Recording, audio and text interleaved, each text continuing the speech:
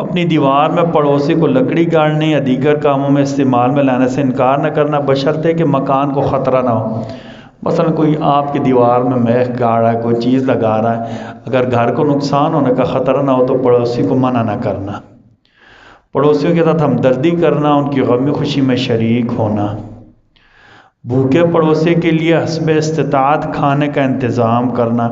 نبی کریم صلی اللہ علیہ وسلم فرمایا وہ بندہ مومن نہیں، یعنی اس کا ایمان کامل نہیں۔ ایسی احادیث جن میں کہا جاتا ہے وہ بندہ مومن نہیں، اس کا مطلب یہ نہیں ہوتا کہ نعوذ باللہ وہ کافر ہو گیا ہے، مطلب کہ اس کے ایمان میں کمی ہے تو مسلمان ہی رہے گا، لیکن اس کا ایمان اس درجے کا نہیں ہے جیسے ہونا چاہیے۔ اچھا، آپ صلی اللہ علیہ وسلم نے فرمایا وہ بندہ مومن نہیں ہے، یعنی کامل مومن نہیں ہے جو خود تو پیٹ بھر کر کھانا کھا لے اور پاس کا اس کا پڑوسی بھوکا رہے۔